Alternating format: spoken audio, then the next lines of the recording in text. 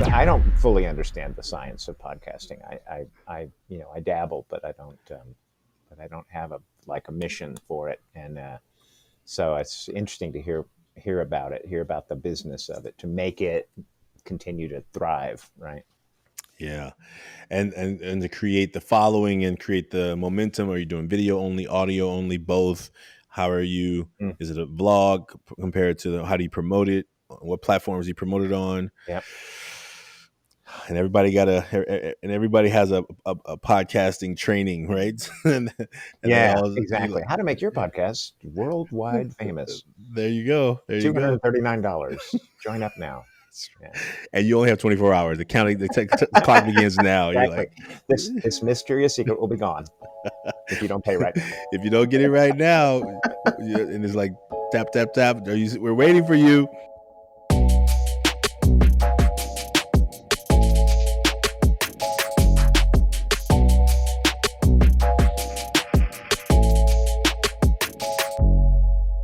Welcome to the Taking Off the Mask podcast. My name is Ashanti Branch, and I'm really glad you joined us. Today's conversation is with Mark Greene. Mark Greene is a senior editor for the Good Men Project. He's an author of two amazing books, one, Remaking Manhood, and the Little Me Too book for men. You know, this conversation takes on a different tone than some of our past conversations. Mark has been writing thousands of articles around men topics. Well, definitely they've been shared thousands of times. But we didn't talk about the counts on Twitter and the followers and things like that. We talked about these masks that we wear in this work as we try and support men to do their work, how our mask sometimes still shows up. How amazing. It was a beautiful conversation. After it was over, I was like, man, I could talk to you for hours. And I'm looking forward to building a connection that goes on long past this one conversation. So I hope you enjoyed today's conversation. If you like what you hear, please share it with someone. Please subscribe. Please give us a rating of a 5 so that others can find this podcast just like you did. If you want to make a mask, you can go to 100kmasks.com. That's the number 100kmasks.com, and make a mask and join this movement. Connect us with educators, teachers who are trying to support students in their schools, definitely around young men becoming more of their true, authentic selves. The goal in the Million Mask Movement is to help people around the world realize they are not alone. I hope you enjoyed this conversation. Thank you for joining us. We'll see you soon.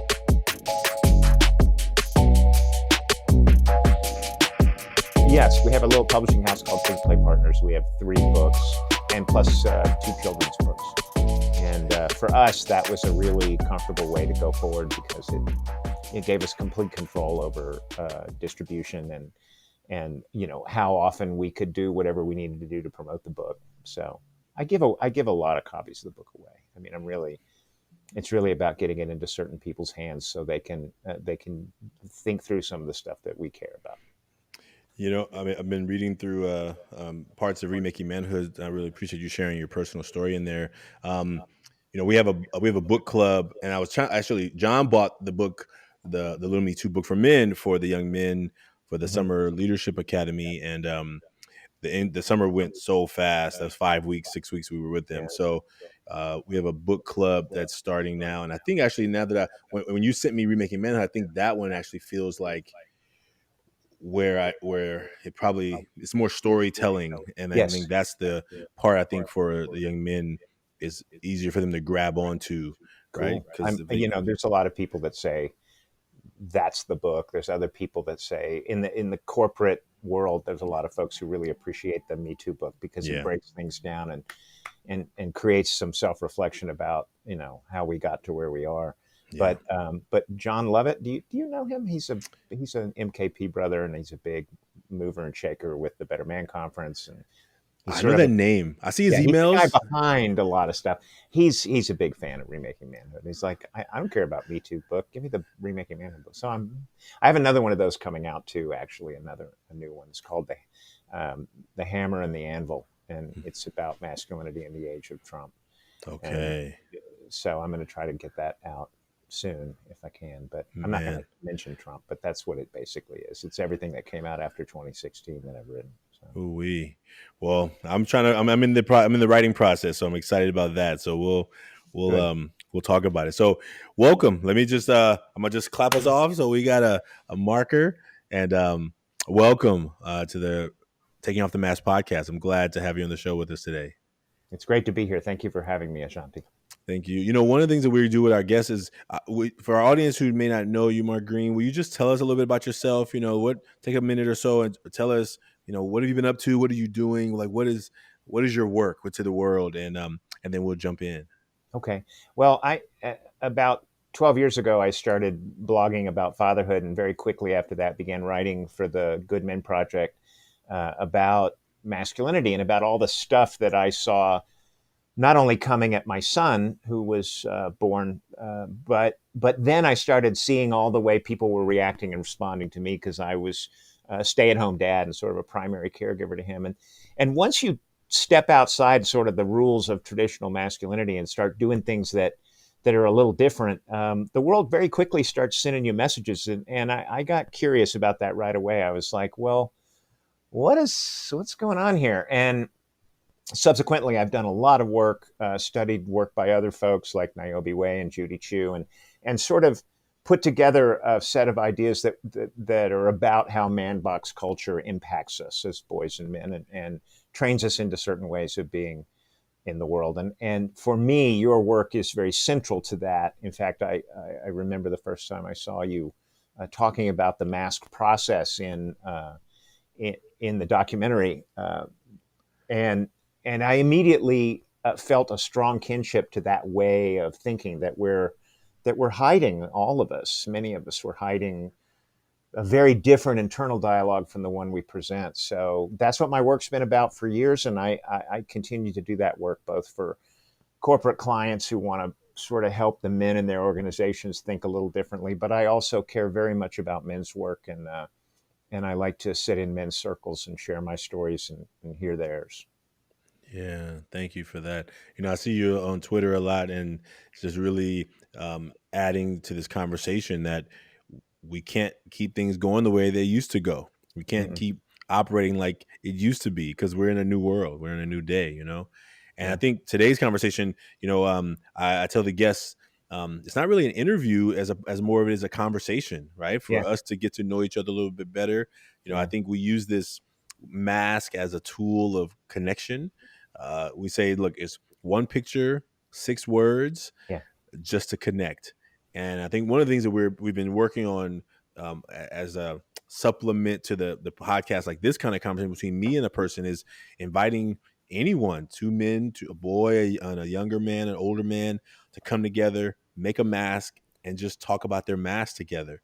Hmm. Because I think that what we realize is there's so much going on outside of what we can see. Like our eyes see certain things. Our eyes tell us, oh, this is what that person is about. Like, and sometimes our eyes are fooling us because of our old messaging or our old patterns. And so that's what these conversations have been about. And I think, you know, I believe that the more that we can begin recognizing that there's more going on than what we can see, I think the deeper our connection can be with each other. And I think we Yeah. need that so much more in our world today than ever before. You know what's interesting to me too is, people have this story about boys and men that we don't want to talk. Um, I think that's a reflection of a world that tells us not to. But how quickly, uh, something like this will begin a real conversation tells me that men are actually do want to have these conversations, boys and men both. So Yeah. And we see that. We see that with the campaign. We see men when they get to a place. I saw one yesterday I was looking at. It was just the picture was captivating, and mm, then the words were just like, oh, just like it was like a 17-year-old, 16-year-old young man who I yeah, just felt like a deep connection with. And I'm like, where was there was nothing where I could talk about what I was going through when I was 16 or 15 or 14 or even younger, right? You mm, just kept it to yourself. Yeah, You, there you was suck. no conversation. There It was wasn't no happening. conversation. That's right, or Yeah. outlet. So I think that is an opportunity for us, and the work that you're doing with words, like with writing. Like I'm in awe because I want to write. I have a book that I'm trying to write, but I'm afraid of writing. So Yeah.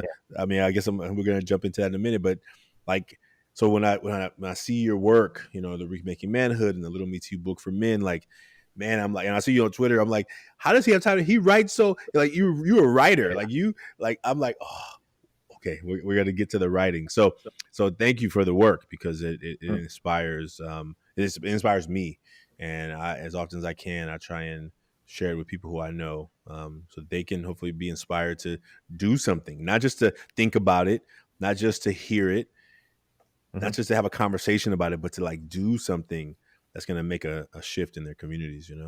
Yeah, absolutely. I have to say that the more I do work in this larger group of people who care about masculinity and care about boys and men's connection in the world, the more I meet people who have such a rich quality about them of connection. Just you just feel it, right? You just feel this moment of this is another one of my brothers. This is another one of the men in the world who's here to create this healthier version of being a human being, whether you're a man or a woman or non-gender binary, whatever you are. We I mean, this is what we're here for, right? Connection. This is it. And the fact that we've been fooled into thinking that some sort of dominant, masculine, hard, hidden version of being a man is going to give us the successful life we seek. We've been fooled into believing that stuff by a culture that sort of beats it into us. But ultimately, the men I run into in men's work and elsewhere, um, a lot of us are waking up. I woke up very late in my life, very late in my life, to these ideas. And my son's birth sort of was the thing that began that process for me. But I didn't do my Mankind Project weekend, which is it's men's work that I did. There are a lot of different organizations, Human and Everyman and Mm. MKP and just and smaller organizations and for any man out there who's beginning to get this sort of sense that something's just missing, and they may have success financially, they may have a big family, they may have a good marriage, they may have all this stuff and still have this feeling that something fundamental is missing for them, then I recommend men's work as a way to connect with other men. But when I didn't get there till I was 56, so I spent half a century sort of caught in this tangle of lack of self-esteem and fear of being called out by the other men in man box culture and all the struggles of being a human being that were rooted in disconnection. So I feel really lucky now to be meeting. Every time I meet a man like you or other men in this work, I just feel a sense of warmth and connection that I've been missing for a long, long time. When you talked about that part of like waiting till you were 56 to do your Mankind Project, I think I mean, I did it. I don't know how old I was. I was definitely in my 30s. Mm, It was kind of like this idea that where has this been?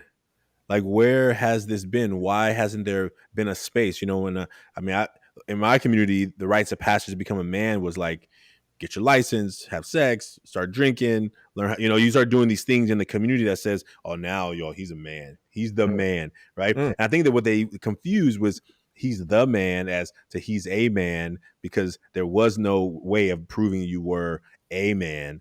So you always had to be you had to have the money, the girls, the cars, the stuff that yeah, the man has. And I think that began to be what I measured up against because yeah, there was no father in my father died before I was born, so my mom did the best she could. But my mom, I'm really thankful for the qualities and skills my mom taught me. But yeah, there was also they were lacking because she couldn't teach me how to be a man. She could tell me, oh, she could be like, do this, don't do that, do this, don't do that. Like I used to right, talk. I've always talked with my hands.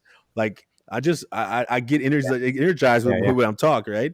And I remember her and her, not in a, it was really confusing to me. She was like, stop, put your hands down. She would like smack my hand. I'm like, I'm trying to tell you a story. Why are you hitting me? You know, I'm like, Yeah, yeah, what do you, because in her mind, our community, like if you're talking with your hands, it means that you're feminine or that you're whatever. And so her trying right. to protect her little boy from not like Yeah, existing in a world where for a man to have feminine traits is dangerous, is negative, it's not safe, it's all those things. But it was confusing to me because I don't know why why she's like not letting me tell yeah, my story. I just want to. I have a right. great story I want to tell you. Like, what's wrong with you? Then I get mad and I walk away because I don't want to tell the story no more. Right. So you get Yeah, shut down. You get shut down from being who your true self. And I think those are the things that happens, I think, with young men and boys all over. And then when you become men who don't tell your stories because you remember those old shutdowns and those yep. recordings start replaying. And then Hmm. what happens? Well, you should repeat the cycle. You're like, no one wants to hear my story. I'll just keep it to myself. Right. And those are old recordings that you have as a little kid that Yeah, shows up in your adult life. I think Jerry Colonna, who wrote the book Reboot, talks about and like the subroutines, right? The things that happen behind the yeah, scenes yeah. that you did as child just to exist and survive. That now they show up in your adulthood, and you Yeah. don't even know why they're happening, right? Which is the shadow, right? Which we talk about in the MKP work, the shadow, the stuff we ignore, deny, repress, Hmm. that shows up again. We just don't know why it's showing up, right? Yeah. Yeah, This for your listeners who don't know about the history of this term man box, a guy named Paul Kivel in the '80s, he conceptualized it. He called it the Act Like a Man box, and basically he went around to boys in high school and said, what are the rules for being a man? And they all gave him the same set of rules. Don't show your emotions, have control over girls and women, make a lot of money, have a lot of sex. If you talk about sex, money, or work. Don't talk about anything deep. Be heterosexual, don't be homosexual. And if you look at if this is the culture of masculinity we grew up in, this is a culture of what we do, not who we are. yeah, So this man box culture doesn't care who we are, authentically. It only cares that we keep hitting these markers all the time, right? So when your mom slaps your hands down, she's both acknowledging that there's a set of rules out there for being a man, and if you don't perform them correctly, you're going to be in danger out there. yeah, But what she's also doing is reinforcing this set of rules about masculinity, which basically you're left with, okay, I'm mad. I don't want to tell my stories anymore. So I'm just going to hit these markers. I'm going to learn to drive a car. I'm going to make money. I'm going to get women. And so suddenly the world says, oh, yeah, you can do that stuff all day. Good luck with that. Go for it. But the end result is we have a bunch of markers that we have to prove over and over again. It doesn't matter how much money you made yesterday, how much did you make today. It's a hamster wheel, right? And it goes on yeah. and on and on. And some of us wake up at 56 and go, I have no connection in my life. I have none. I have these markers. I did some of this stuff. I did it to the best of my ability, but I have this big empty hole in my life, this gaping empty spot in the middle of me that there should be meaningful friendships in. And I got talked out of all those. Niobe Way's work, Judy Chu's work. I mean, Niobe Way's book, Deep Secrets, she explains exactly how boys in early adolescence say, I love my best friend and I'd go crazy without him. And 4 years later, those same boys are saying, well, I don't want to be a little kid, girly or gay, so I'm disconnecting from those.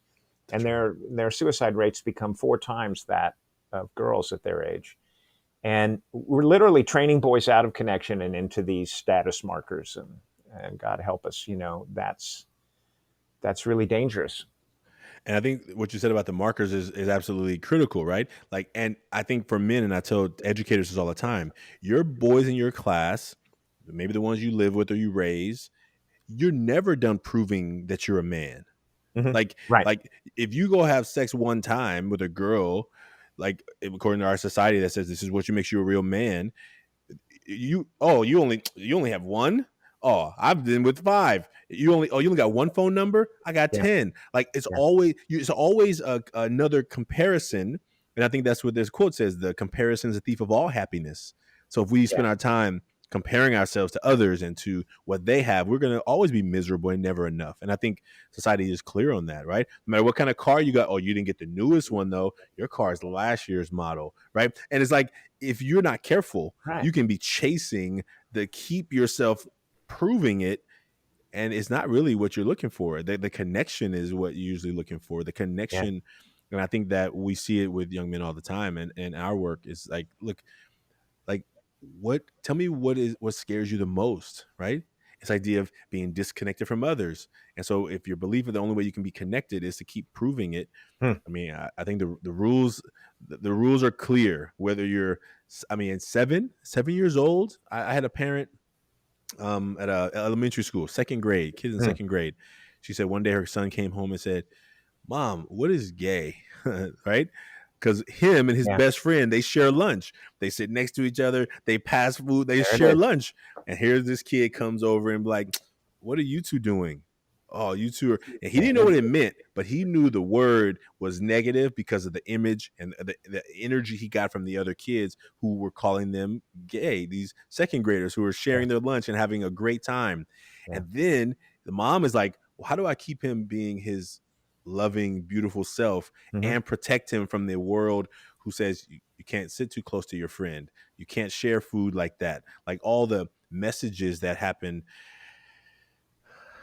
that Well, and causes the our. other thing, if you notice, these rules, when someone says, "Oh, I've had sex 5 times, you've had it once," that's how you operate a hierarchy, a domination based hierarchical, where every boy and man is slotted in at a certain level, and then you compare notes.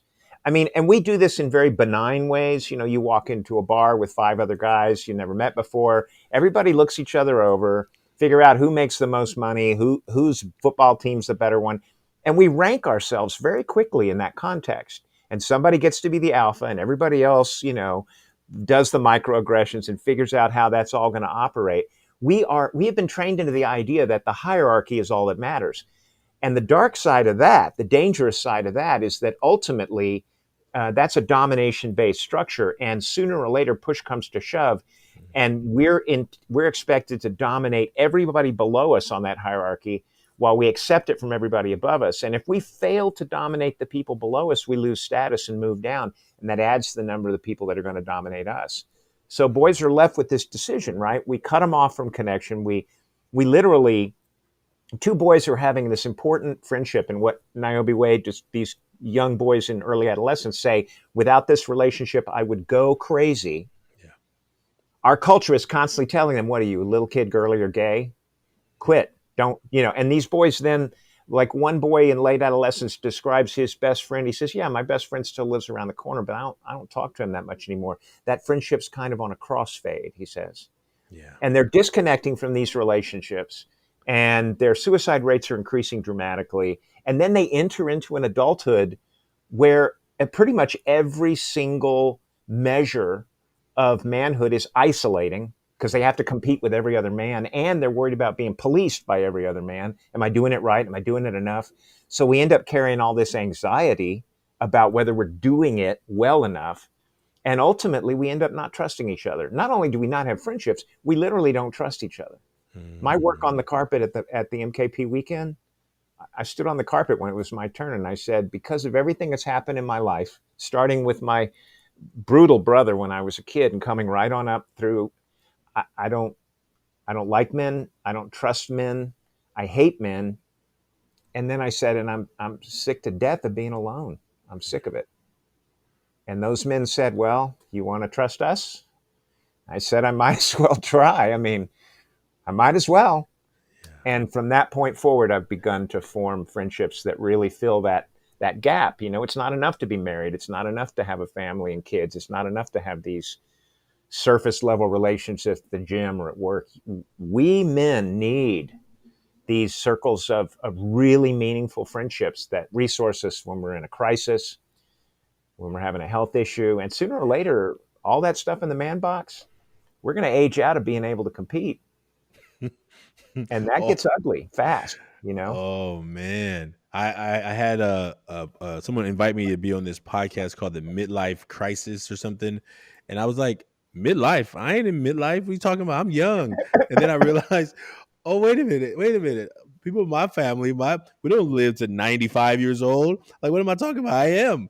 And I was like, oh man. And then it really began to, like, when I first got invited, I was like, how dare you invite me to midlife stuff, right? Like, because I keep telling myself I'm super young, and then you're like, oh, wait a minute, I'm 40, I'm 45. Like, wait a minute, that's a real thing. And Yeah. I never even thought about it before. I had never even thought about it. I remember when I turned Uh-huh. 30, I had a moment of like, don't buy me no cake. I'm not having no party. Like, my mom wanted to throw me a Yeah. Yeah. Yeah. party at 30. I'm like, no, we're not doing that. Are you crazy? Yes. But I think that now that I've accepted it, that I'm at least 30 right now, that Yeah. is like, okay, that's real. Like that, where do you go to talk about that stuff if you don't have a safe place of men to say, man, I'm starting to feel certain things. I'm starting to wonder about my health. Like, my health is starting to feel like it's Yeah. fragile, right? Yep. I'm going from being fearless, right? When you talk about the Hmm. 5-year-old, like fearless, jumping off of tables, like that table looks like I can jump off of it, and you're just jumping off of everything. And Yeah. now I don't even want to step down, 3 steps at a time, without Yeah. feeling like I'm not going to twist my ankle and then be on, all the new part of growing up. And I think that because the rites of passage has been so, I think, deconstructed, we don't have a place where we say, now you're accepted into the realm of men, and then Right. you're going to go into this second phase of being a young elder, and then you're going to go into elderhood. I don't Right. even, I know we didn't talk about it in my family about it. So some communities may not ever talk about this journey of Yeah. your life and the legacy you leave behind. And so, Well, we've all seen it. How many men my age are killing themselves to prove they can still outdrink everybody and out perform everybody in every one of these sort of measures, and it's tragic to watch. I mean, it's just tragic, right? To watch men, because man box culture essentially says you have no value if you don't keep hitting these markers.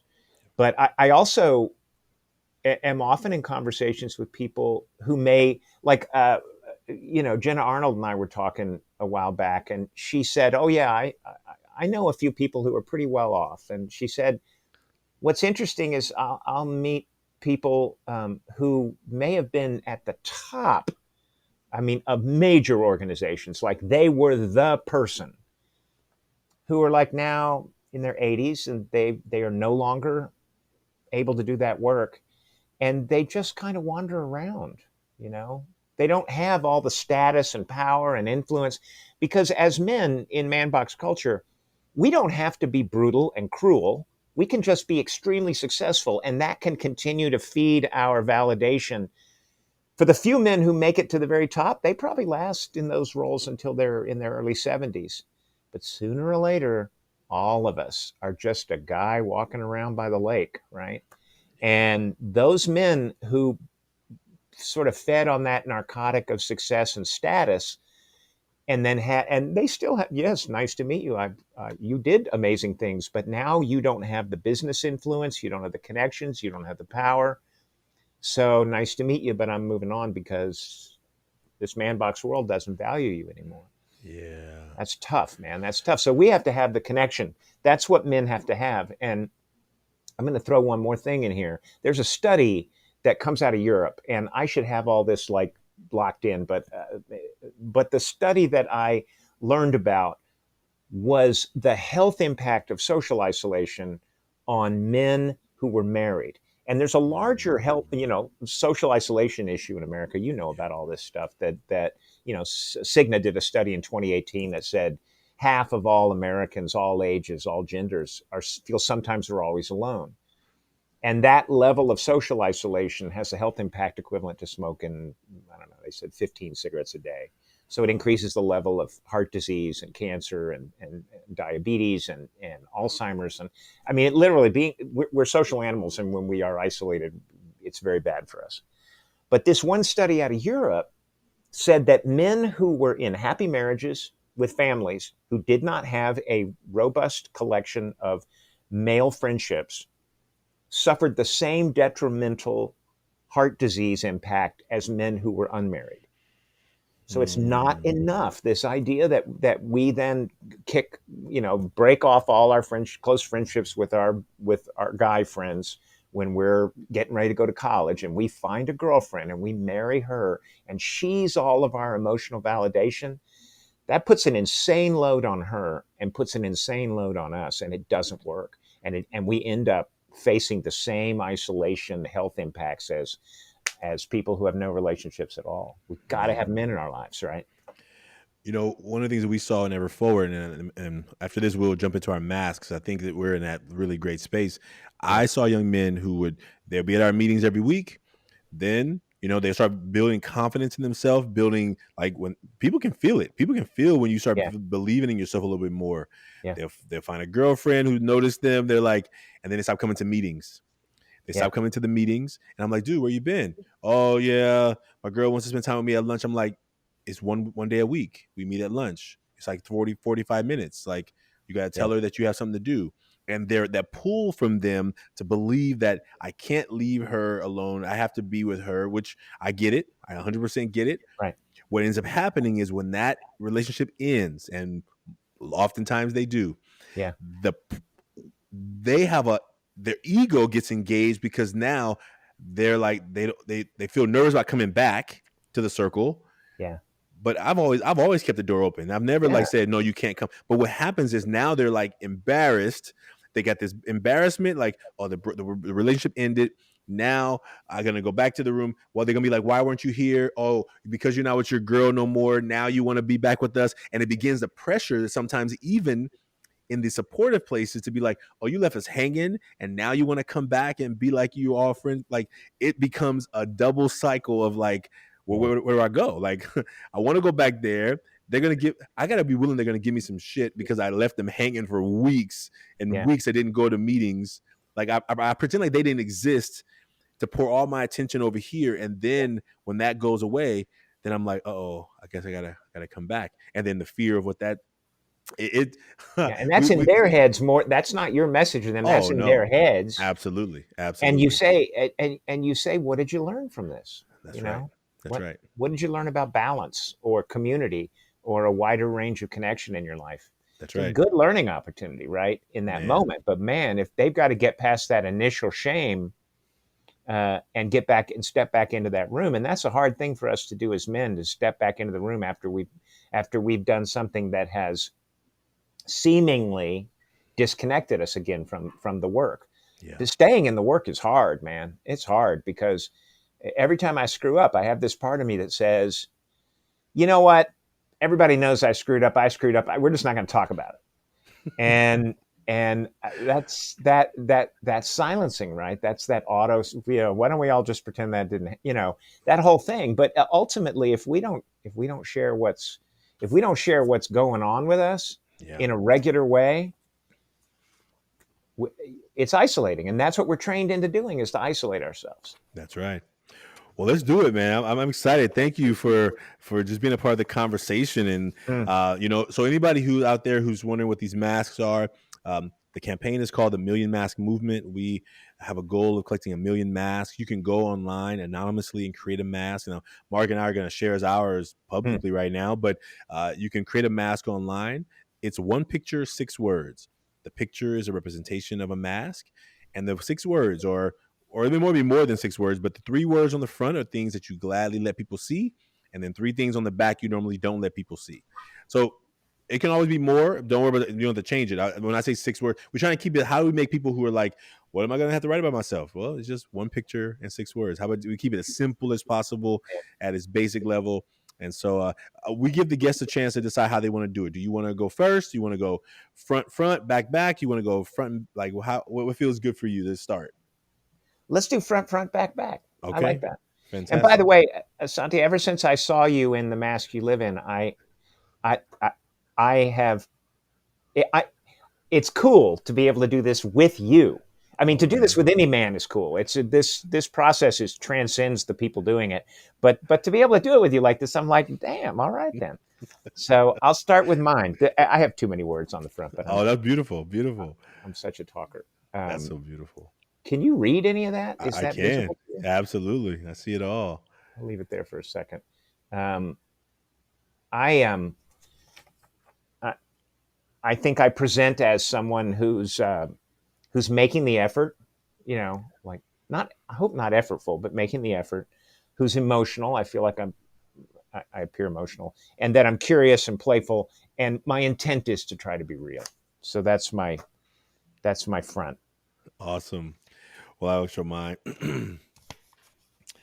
So mine is I wrote funny, serious, and hardworking. So I know I have a teacher handwriting sometime. Um, I really like to keep things light. I think I learned trying to be funny when I was younger, when things didn't always feel Mm, like they were funny or fun. I tried to like lighten up the situation. I always wanted, I wasn't a class clown because I knew I had a vision of like what I was supposed to do when I got to high school, but I was mhm. very serious. Like I was very serious, like intense. Like I'm stay quiet for a while, but when it's my turn, like I'm coming with it, Yeah. and hardworking. Like I just really have always been a person who like really. I knew that if I was going to get out of Oakland, growing up poor, that I was going to have to work harder than anyone around me, and Wow. that to get out of there was going to have to be dramatic because I hadn't seen many people get out of there, right? So it's like if it's going to happen, I'm gonna have to do it. And my mom, I didn't know until I was like 15 that my mom had went to college. We just didn't talk Mm, about it. Like, I mm, was the oldest. I was responsible for a lot of things at home. I didn't even know. I knew she was a teacher, but I was like, I didn't think I didn't think about teachers like you had to go to college to be a teacher. I just thought you just start talking and and you're teaching, right? And so hard working was really a push. And then I realized, okay, I got mm. to work even harder because if my mom went to college and we're broke, then I better work harder because that career ain't gonna help you achieve richness. And I Mhm. realized that I started pushing myself even harder because I was like, well, college is just not enough. Just going Yeah. to college and getting a degree.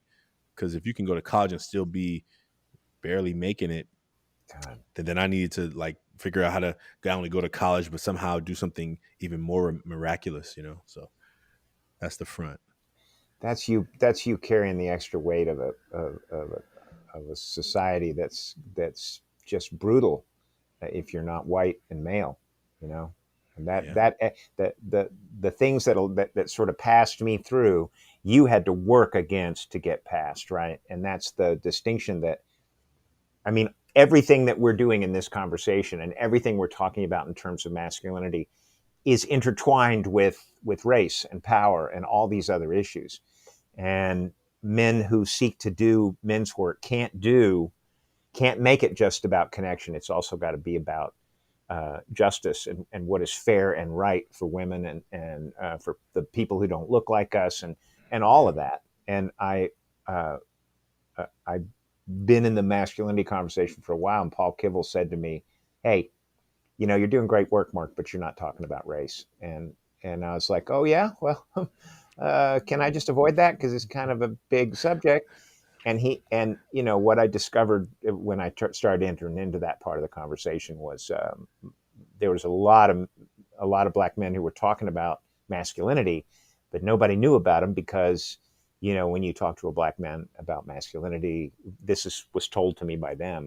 Yeah. It takes about 5 minutes to get to racism, and that's not a conversation all the white guys want to have. We're all Yeah. having this conversation up here about masculinity, but it's a deep well, and I thank you for being this open voice uh, about all of these issues, and which brings me to the backside of my mask. Okay. Um, we get to perform, especially me, speaking and talking about masculinity a lot of the time. I get to perform this guy who's sort of got it together a little bit, sort of done a little bit of the work, whatever. The back of my mask has all that on it, and Thank you. uh, the word that really stands out for me is grief. Yeah. And the grief that I carry every day is that, like I told you earlier, it took me till I was 56 to start I mean, I wrote about masculinity, spoke about it for 8 or 9 years. And I looked up one day and said, yeah, it's all out there. I haven't done anything in here. And when I finally did it, a lot of things broke loose for me. I found some connection, but I'm still processing the grief that I wasted half a century of my life not getting to this sooner, right? Not getting to this work. I meet men who are doing the work in their 20s, and I'm thinking, my God, Wow. how did they get there that fast? How did they get there, right?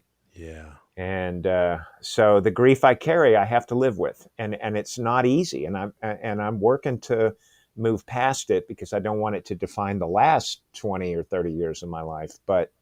Um, but it's a heavy lift. Mm. Thank you for that. Oh man, I'm gonna talk about part of that.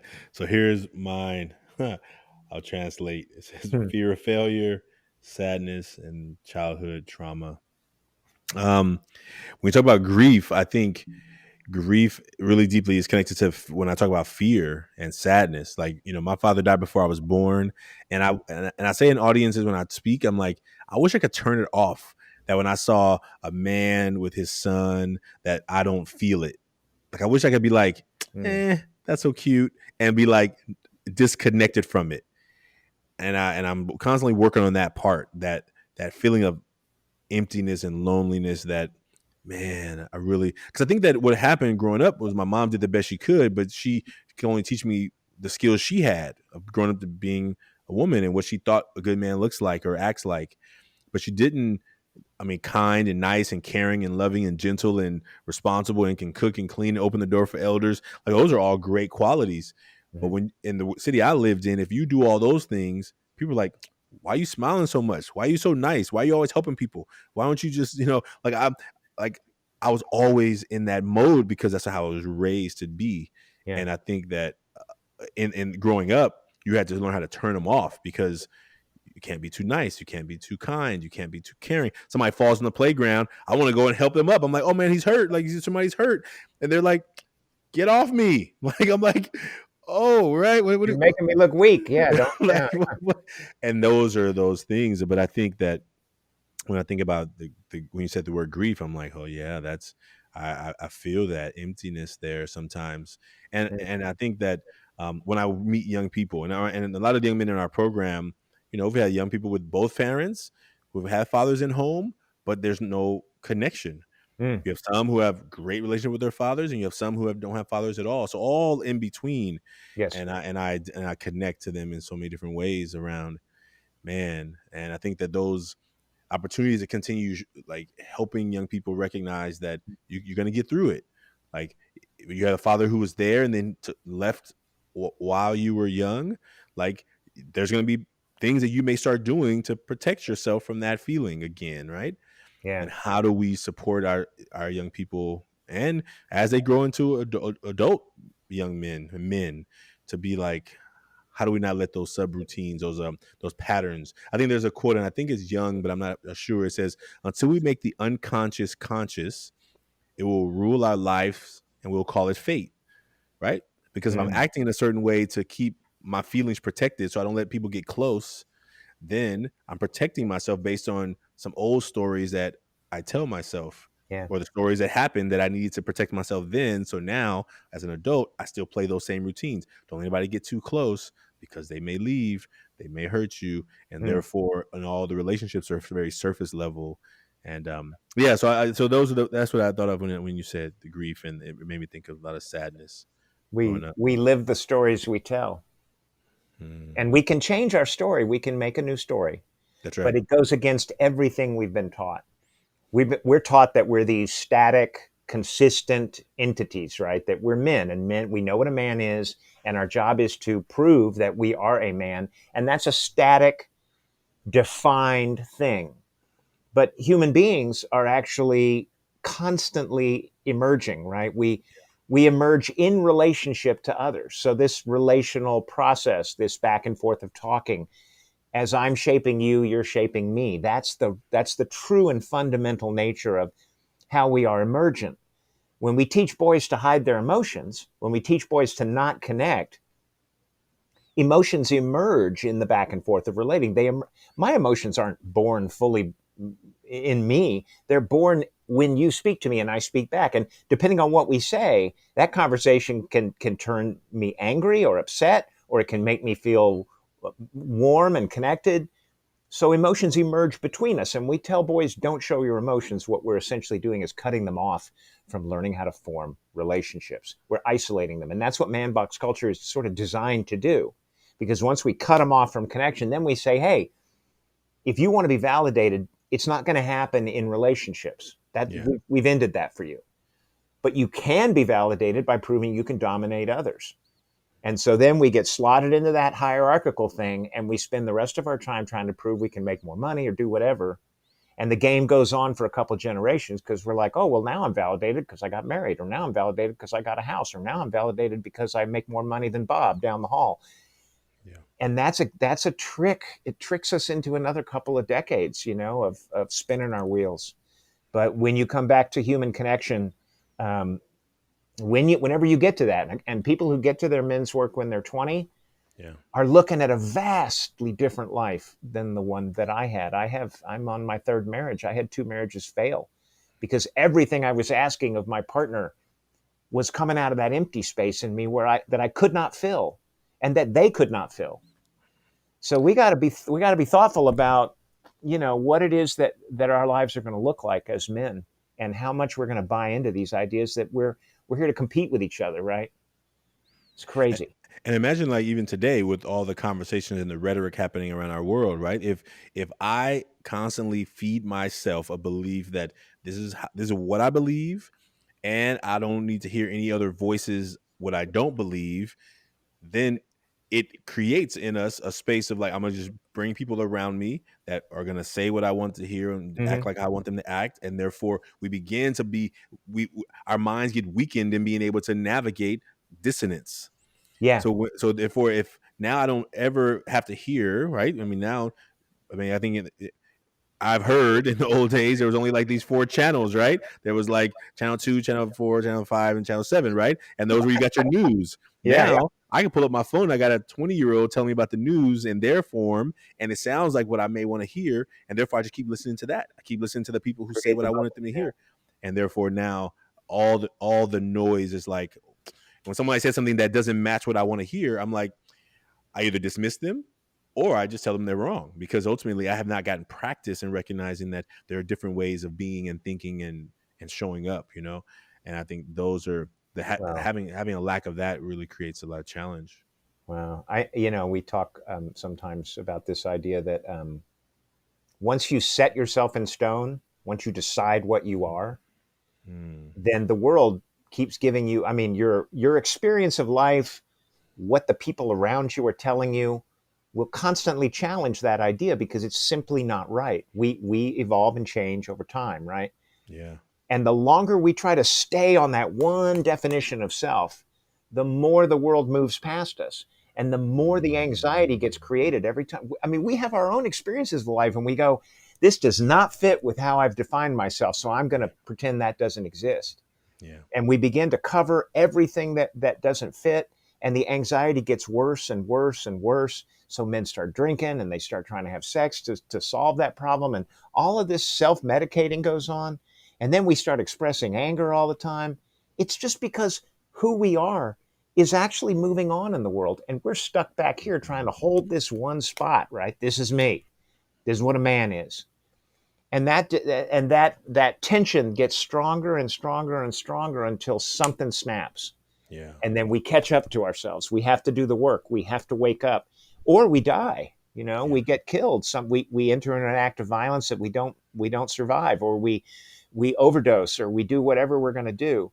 But if you feel that tension in your life, something's not right. Yeah. Listen to it. It's Yeah. telling you something real, right? That's right. That's right. It's telling you something real. Just thinking about back to when you said that you didn't start the men's work until you were 56 in your 50s. Do you remember what it was that was there like a moment, or was it like a series of moments? Because you probably had started listening to your own self inside saying, there's more to what I Oh can man, I be. was like, I'm not doing that. No, no way. Okay. I don't need to be in a cult. I don't need to be in some weird, Boyce and Hodgson was my problem. He kept coming back because I was writing into masculinity. So he and I had some conversations about the work, and he would just show up occasionally and go, "Yeah, you really ought to do the weekend." And I was like, "Yeah, right. I ain't doing that." And I really was absolutely refusing to do it. And then one day I said to myself, "What are you so afraid of?" And afraid is such a useless word. What is it in your gut that is telling you no? I used to call it going down to the basement, right? Yeah. There was a 5-year-old down there, and he was pissed, and he was down there, and I knew he was down there, and I knew Yeah. someday I had to go down there and talk to him because there was so much anger down there, Shanti. And so I would walk down those stairs, and I'd hear the chains start rattling down there behind that cellar door, and I'd hear this fucking growling, and I'd say, "Okay, maybe next week I'll do that," and I go back up the stairs, right? For Yeah. decades I did that. Yeah. Oh And man. finally, Mm. Boyson was like, "You really ought to do," and I was like, "Whoa." So I did the work. So I did this thing. And absolutely right up to the moment where I stepped in the door there and I heard a man say, "Men are waiting." At that moment, I just let myself go. I said, "I'm here and I'm all in. I'm not going to be like skeptical about any of this." But to get myself there, it took an act of willingness to deal with that voice in the basement, that thing down there, and that thing and I we shook hands, and we Mm. have come to some kind of an understanding now. And I embrace that angry child, and I say to him, "You were little, Yeah. you didn't have the power to fight those people off, and you cannot continue to hold yourself responsible. It's okay. I love you. Come on back in. You couldn't have stopped it even if you'd wanted to. Ooh. It's not your fault." Because we as men, when we get traumatized and messed with, the hardest person to forgive isn't the person who did the violence to us. We can't forgive ourselves because we let it happen. And we were tiny little children, and we still can't forgive ourselves for letting it happen. And that was the work for me, you know? Thank Pardon you. me. No, thank you. When you talk, I can't write the book. It's because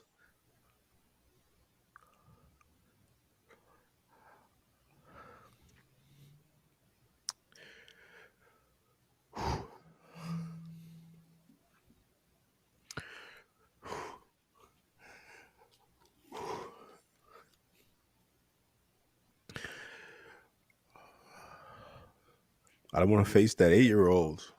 Mm,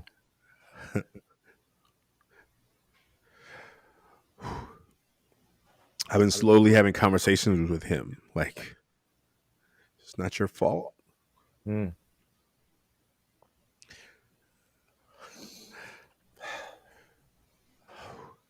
I've been slowly trying to let him speak, but he's so scared. He's mm, so scared. And I remember being in my weekend, being on the carpet and seeing men break free, and I went out there and I was like, yep, nope, he's not ready. mm, And so I just told some story about work or something that I was made me upset and dealt with it there. But mm, I couldn't get in there. I couldn't get in there. He wasn't ready. He wasn't ready. mm, And just recently, I did a storytelling thing in February where I told it for the first time, like in front of a small audience. And it was because of the COVID that the audience wasn't a big audience because they changed the event like really overnight. And slowly since then, since February, maybe it was February or March. I think it was maybe March or February. But I slowly began to like ask him questions, mm, right? And so thank you for speaking to that. And I knew I was in one men's initiation weekend where they said, "Here's the men that are in the basement," and this idea of like, why are you in the basement? And I'm like, I don't know. I don't want to talk about this, right? And I got good masks, right? I got good masks. I'm a hard worker. I'm serious. yep, I think I'm doing really good work, and yep, I'm all about helping others. And I think that the fear is that and some of the sadness is that I haven't given myself the same type of attention. Well, I that's haven't allowed others me, to. man. That was me. I Yeah, was writing books. I was talking, yeah, doing good work, doing fine work. But Ooh, that stone in my gut, that rock was there, and that thing in the basement was there. And when you try to turn toward it, when you try to orient, what my experience of trying to orient that to that, my entire body would start reacting. Sweat on my palms, my heart rate going up, my sense. It's like a version of nausea that's your soul, right? yeah, It's yeah, like a version of being sick to your stomach that is coming out of your own soul, and your sense of I cannot step closer to it. It will be the end of me. I can't do it. yeah, yeah, That feeling. It's funny. I did the MKP weekend, and I I think the kindness and compassion that the men there showed me had some sort of an influence on that. But I did what was called a sweat lodge at the end of that process, and in that space, at the very end of the thing, and the sweat lodge is a dark space with hot. They take rocks, they make them super hot, they put them on the ground, and then they put water on them to create sweat in this space, and the men sit in there quietly and reflect. And I sat there thinking about everything that happened to me in that process, a beautiful process.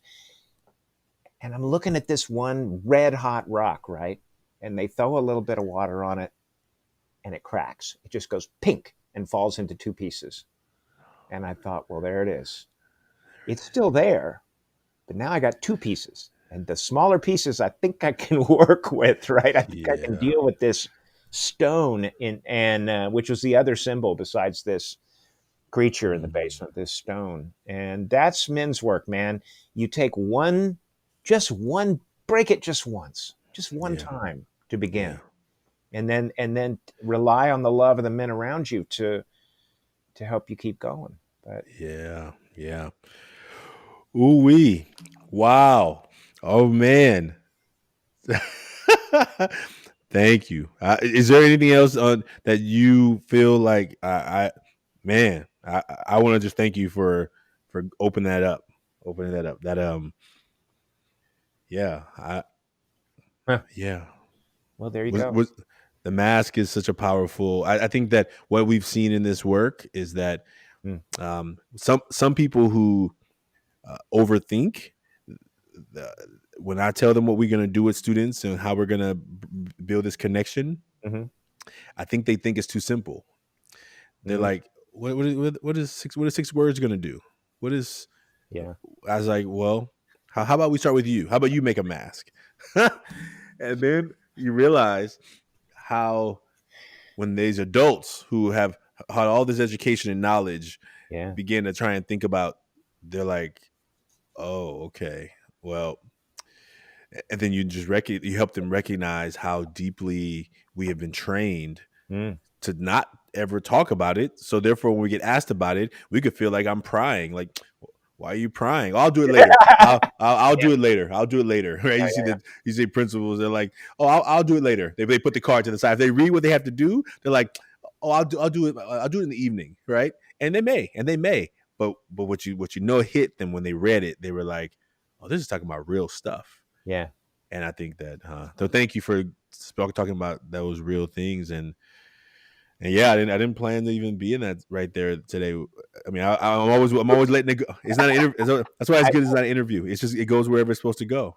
And I the appreciate that. process that with you and with this um, inspires that human side of me to go ahead and say what's on my mind. And these moments are what make being a man in this world livable for me in a rich way, a really valuable way. So thank you for Yeah, making that available to us yeah, today. I mean, that's it's relational. It's two yeah. people. We co-created that.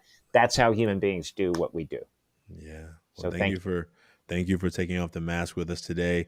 Anyone out there, if you want to create a mask, you can go to 100kmasks.com. Mm. You can create your mask anonymously, and you can see masks from all over the world that people have created with one picture and 6 words of self-reflection, connection, and just like right here, that wasn't planned. I didn't plan that, but I encourage you, don't keep it to yourself. Thank you for being here, Mark, and we were so glad to have you. We look forward to staying in connection again. Absolutely. And I look forward to the new book, and I look forward to staying connected to you in this work. All right. If anybody wants to come find me, I'm at remakingmanhood.com. And where other place can they find you? So remakingmanhood.com. Is there any social media places you want us to? I'm Remaking Manhood pretty much everywhere. All Twitter, right. Instagram, all those places. So. Fantastic. Thank you so Thanks, much for being Ashanti. here. I'll see you soon in person, I hope. I'm looking forward to that. Thank you. All right, man. All right.